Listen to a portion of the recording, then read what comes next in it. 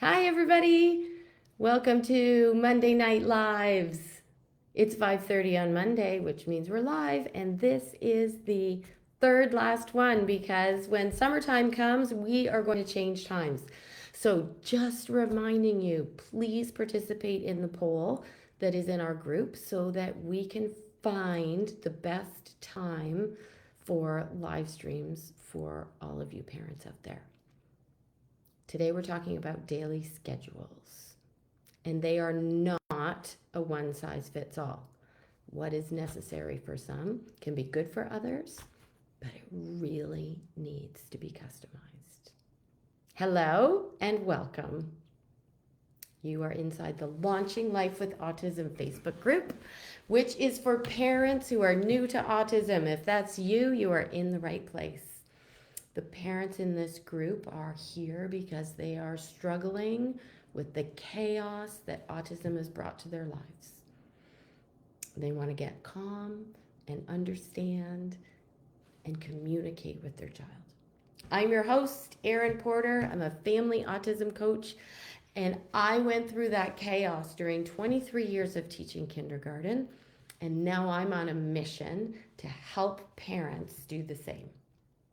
What I learned and implemented in kindergarten for 23 years and took with me to 5 more years in spec ed has helped hundreds of teachers and parents calm the chaos in their lives that autism has brought. Today we are discussing schedules. So I had a parent reach out yesterday to ask about sleep, tantrums, meltdowns, and the best schedule for a child with autism. I want to talk about this conversation as a whole and share with you my thoughts about all of it and how it's all related, and specifically about schedules. There is no one size fits all when it comes to a schedule. I'm talking here about like the actual content of the schedule and the format of the schedule. So let's talk about the format first. A daily schedule can be created for children in many ways. The most popular one is the visual schedule. I'm not going to get into that right now. That was a different live stream that I did a few weeks ago on visuals and how to choose the best ones for your child. Objects, pictures, photos, words. It all depends on where your child is at. If you've not seen that and you want to, you can post visuals in the comments there, and I will send you that one. The best schedule for a child with autism is a visual schedule that meets them where they're at with reading and with processing information. So please go look at that other live stream if you'd like some help in understanding what are the right visuals for your child. If you'd like the link to this, just type visuals in the comments and I'll send it to you. Now, let's dive into the content of the daily schedule and the purpose.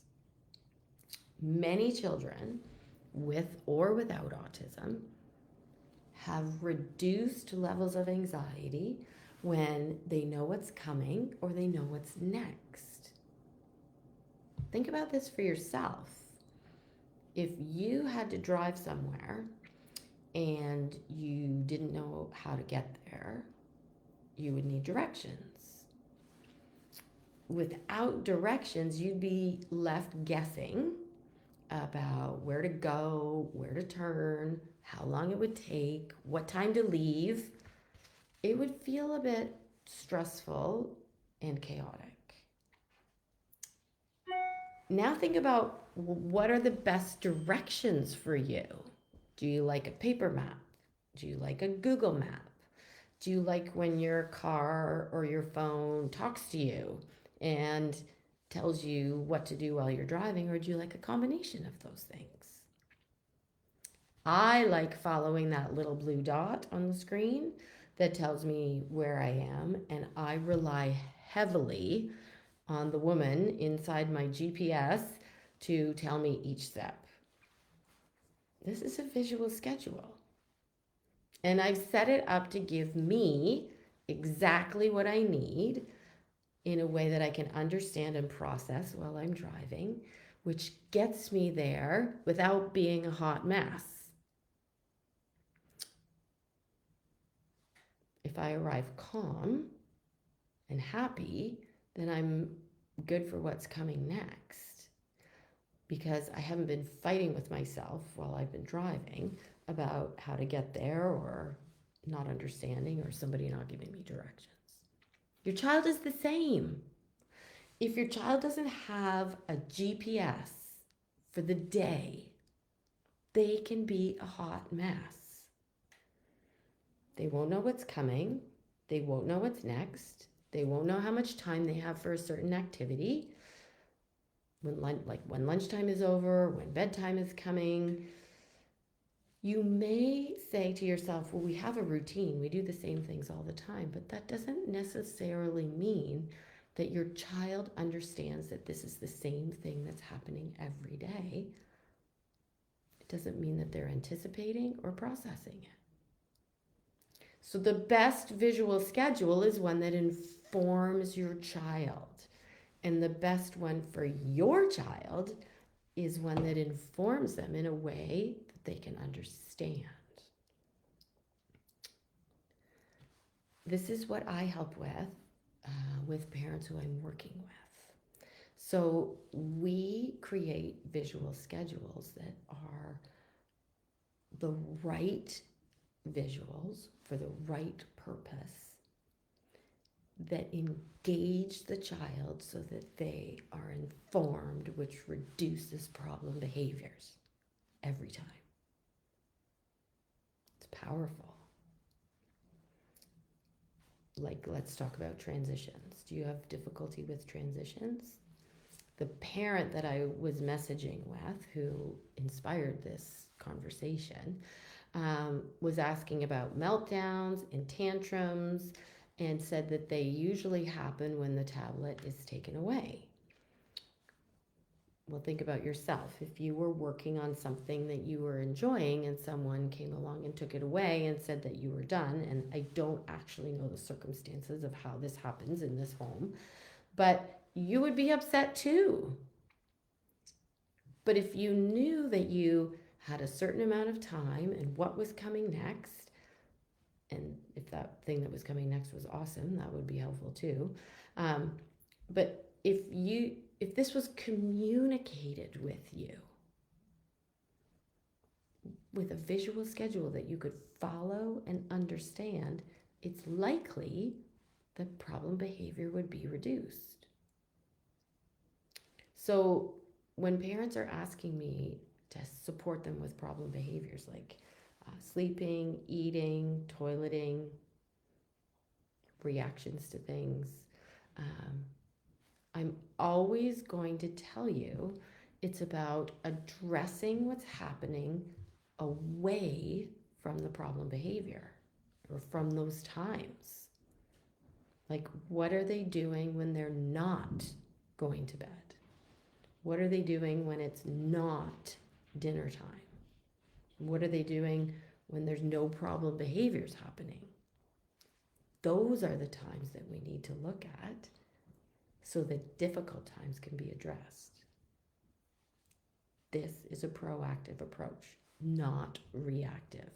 It's like playing offense instead of defense. I use that sports analogy all the time because I used to coach basketball. And I think about, what were we doing when we weren't playing a game? We were practicing plays, making plans, learning how to position ourselves for the very best outcomes. It's not about what are you going to do when there's a meltdown. That's a different live stream. This is about, what are you going to do when there isn't a meltdown to reduce the likelihood that it's going to happen, to Does that make sense? What are you doing when they aren't sleeping to increase the chance that they will go to sleep? What is happening when they're not eating at dinner time that's going to increase the likelihood that they will eat at dinner time? One of those things that you can do is put in the right schedule, because the right content and the right format will get the right level of engagement for your child. All of this is communication. So that question that started off at the beginning, asking about what do I do about meltdowns and tantrums and sleep, this is one of the things that you can do to address all of those things. All of those things are actually about communication. The right schedule with the right content will help you play offense and take a proactive approach. If you want to see that live stream about choosing the right visuals for your child, just write visuals down in the bottom and I'll make sure that you get that. And if you want to talk about what is the right schedule for your child, or communication, or playing offense, just reach out. I'm happy to talk to anyone. In fact, I love talking to everyone. 2 more live streams at 5:30 for June, and then in July we're changing times. So participate in the poll. Tell me when you want these, and I will see you next week. Good night, everyone. Bye.